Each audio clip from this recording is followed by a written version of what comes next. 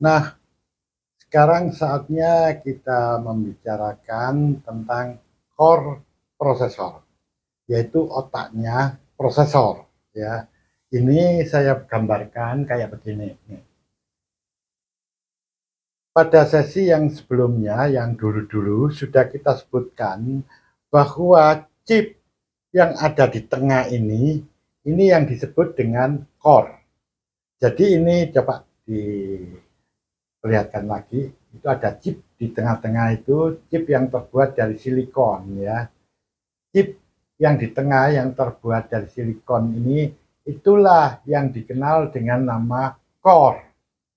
Nah, ini saya gambarkan di sini kayak begini. Jadi ini kemasan prosesornya, kemudian di tengah ini ada core-nya. Terus yang berwarna hijau ini adalah substrat. Pada sesi sebelumnya sudah kita jelaskan, sudah kita bahas apa fungsi substrat, apa fungsi core. Jadi core inilah yang disebut otaknya komputer. Karena seluruh pengolahan data itu nanti terjadi di core ini. Jadi bukan di yang hijau itu. Jadi yang tengah-tengah. Jadi otak yang sebenarnya ya yang core ini. Jadi ini disebut dengan nama core. Ya, core ini artinya inti. Nah, ini juga bisa berarti biji atau bisa berarti bagian tengah. Jadi dalam kasus ini core ini bermakna inti. Inti apa? Inti dari prosesor itu sendiri. Dan inti prosesor ini sering disebut dengan nama chip silikon. Nah, memang dia terbuat dari silikon. Ini, chip silikon. Sekali lagi itulah otaknya komputer yang melakukan pemrosesan data itu semuanya ada di sini. Nah, core ini pada sebuah prosesor macam-macam jumlahnya.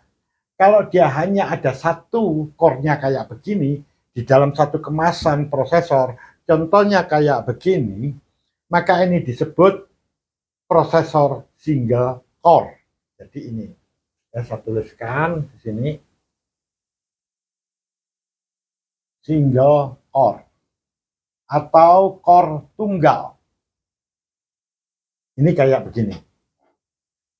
Dalam satu prosesor, kadang-kadang jumlah core-nya itu tidak satu, ya. Ada yang lebih dari satu. Misalnya ini kayak begini, ya. Nah, ini contohnya core-nya dua berjajar kayak begini. Kalau demikian, dia disebut dengan prosesor dual core.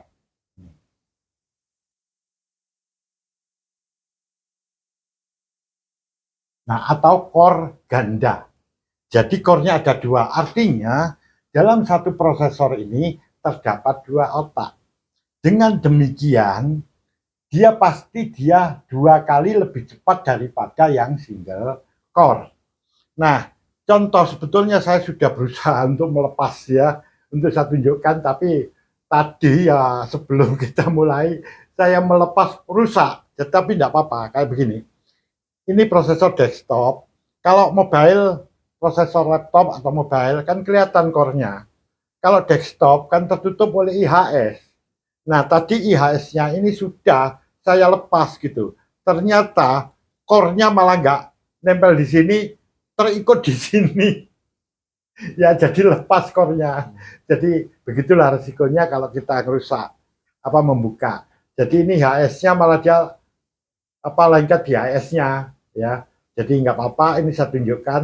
Ini core-nya ada dua kayak begini. Sebetulnya core ini harusnya nempel di sini ya. Ini di sini. Tapi tadi karena saya melepasnya kurang hati-hati, jadinya kayak begini. Bisa ditampilkan itu ada core-nya ya. Nah, kayak begitu. Jadi core-nya harusnya warnanya hitam ya. Tapi ini kan sudah pecah ini. Jadi warnanya jadi gini. Nah, kalau kayak begini nih namanya dual core. Jadi core-nya ganda, ada dua, otaknya ada dua. Nah, sisi lain ada juga yang kayak begini. Nah, ya kayak begini. Ini cuma satu. Tapi sebenarnya dia dua, kayak begini. Jadi core-nya yang dua ini digabung menjadi satu.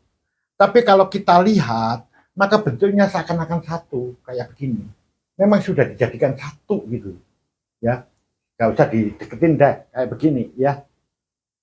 Jadi ini sebetulnya nanti itu dual core itu, ya. Tapi karena dijadikan satu, maka tampaknya satu core. Jadi satu core dijadikan satu. Kalau ini disebut dual core into die, into die, artinya di sini dual core di dalam dua kemasan. Artinya core-nya dua tapi dikemas berjajar sendiri-sendiri. Kalau yang sudah dijadikan satu kayak begini, ini namanya dual core in one die. Nih. Tuh, ini ya, saya hapusnya dulu ini. Ini. Dual core in one die. Ini. Artinya di sini dua buah core yang dikemas menjadi satu. Ini. Nah, ada dua macam. Nanti kalau kayak begini, yang bagus yang mana ya? Yang ini atau yang ini? Belakangan akan kita bahas, namun sekarang dijawab singkat aja, yang bagus yang ini. Bagusnya nanti di mana? Nah, nanti ada ya, memang dia jauh lebih bagus. Nah, kemudian ada lagi, saya berada di sini ya, saya tuliskan di sini. Nah, ada yang kayak begini.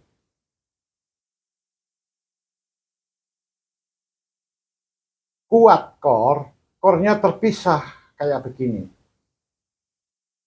Jadi ini disebut kuat core in 4 die.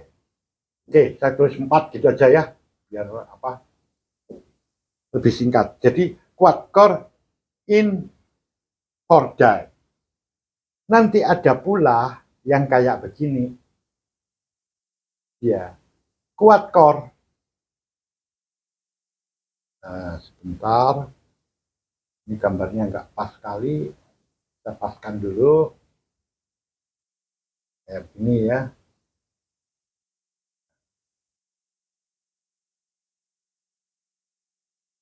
Nah, ini kuat core into die.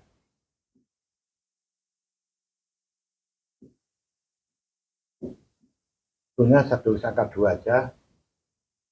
Artinya di sini kuat core yang dikemas menjadi 2.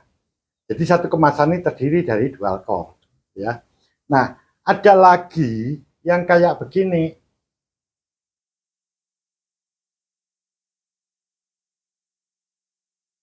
Nah, ini namanya kuat core in one die. Kalau kasusnya semacam ini, mana yang terbaik? Ya yang ini yang jadi satu. Baru berikutnya ini, baru ini yang belakangan. Jadi kalau dibandingkan harus sama loh, core-nya harus sama. Ya, contohnya nanti ini ada di Core i7, itu kayak begini. Oke, saya tuliskan contohnya ya. Contohnya itu di Intel aja, di Intel ya. Ini contohnya Core i7. Core i7. Kemudian ini contohnya di Core 2 kuat. Core 2 kuat. Ini Intel juga. Nah, ini AMD ya. Ini saya lupa ini. Ini AMD Opteron Barcelona kalau nggak salah ini. Ya, coba nanti silahkan pemirsa ngecek ya benar atau enggak. Ini contohnya di prosesor AMD Barcelona. Kalau nggak salah itu Opteron ya. Opteron, AMD Opteron. Ya oke, saya tulis saja. Ini Opteron ya. Nilainya AMD. Opteron, server itu. Kalau nggak salah ini Opteron yang Barcelona ya. Itulah, saya tuliskan. Kalau salah maaf ini ya. Ingat saya ini. Kemudian contoh yang dual core kayak begini banyak itu contohnya ya.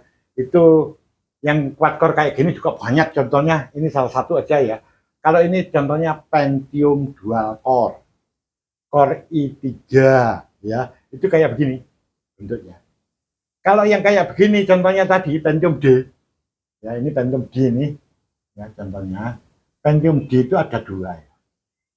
Bentar. Pentium D. Pentium D itu ada yang dikemas kayak begini, ada juga yang dikemas kayak begini. Kalau Pentium dual core atau core to duo ya, ini core to duo ini yang terkenal sekali ini dulu, ini sudah lama ya. Itu kemasannya kayak begini. Jadi ini beda ini. Nah, nanti ada juga 6 core. Jadi di sini hexacore in one die ya. Jadi tentu di sini ada 6 ini ya, kayak begini ya, 6 gitu. Tapi dia dikemas jadi satu gitu. Nah, kayak gini ya. Nah, ini hexacore. Dan seterusnya nanti di sini ada yang octacore. Octacore dikemas jadi satu. Jadi core-nya ada 8. Mari kita bandingkan. Kalau dia quad core kayak gini, ya otaknya aja 4. Ya ini kalah dong. Ya, ini 6. Ya ini kalah dong. Ingat loh, nanti di sini nih sama-sama core 7. Core 7 itu yang tipe desktop yang saya ceritakan, itu ada yang quad core, ada yang hexacore, bahkan ada yang octacore, 8 Pentium Core i7 itu. Makanya kita nggak bisa bandingkan kayak begini. Core i7 ini kok mahal, yang itu kok murah. Kalau orang awam nggak tahu, dia tahunya hanya Core i7 aja, padahal Core i7 itu macam-macam. Ya, dari sisi core-nya aja ada yang 4, ada yang 6, ada yang 8. Belum teknologinya, fitur teknologinya berbeda-beda itu nanti. Ya, semakin banyak fitur teknologi, semakin canggih dia. Oke, seperti itu. Terus sekarang jumlah core yang paling banyak berapa? Di core 9 itu ada loh yang 18 core. Core 9. Bahkan di sini saya berikan contoh AMD ya. AMD itu untuk server, yang untuk kelas server. Itu adalah yang sekarang itu sudah 32 core, bahkan 64 core. Jadi di dalam prosesornya ini ada 64 core. Kebayang oleh Anda. Nanti di Intel sama. Kalau core-nya 64 itu setara dengan 64 kali dari yang single core. Jadi prosesor macam gini ya pastilah super mahal. Nah ini nanti salah satu acuan buat kita untuk membandingkan prosesor ini dengan ini canggih mana. Nah salah satu acuannya adalah jumlah core-nya. Nah selain jumlah core masih ada puluhan lagi yang mempengaruhi. Contohnya nanti frekuensinya, ya, kemudian apa itu cache memorinya, kemudian macam-macam lah fitur teknologi yang lain. Ada hyperthreading, turbo boost, turbo core. Kalau Intel turbo boost ya, kalau di AMD turbo core gitu. Nah dan lain sebagainya masih banyak. Jadi kita nggak bisa membandingkan kayak begini tuh sebetulnya nggak boleh membandingkan yang nggak setara. Misalnya milik AMD lebih bagus daripada Intel. Ya bagaimana nggak bagus? Misalnya miliknya Intel itu 32 core, miliknya AMD itu 32 core, miliknya Intel misalnya 16 core. Mau dibandingkan macam apa aja ya pasti AMD lebih bagus. Jadi kalau mau bandingkan yang jumlah core-nya sama.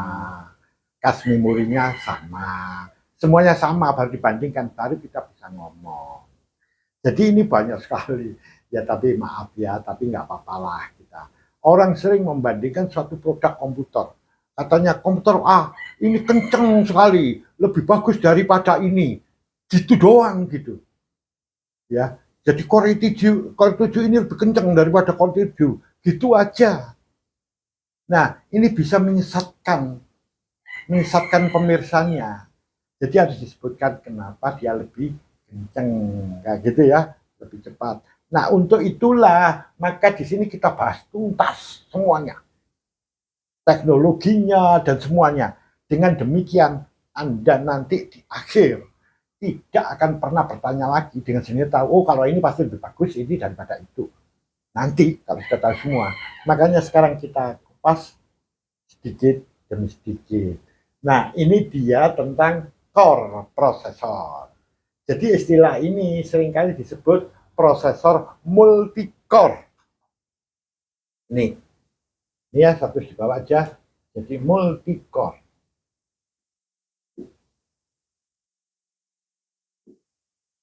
Apa yang dimaksud multi-core?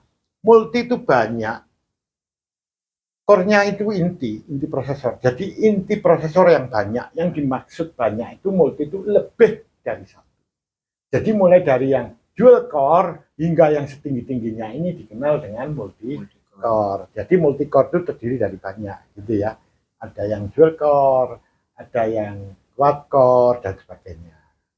Nah, ini adalah pembedaan prosesor ditinjau dari segi jumlah core-nya.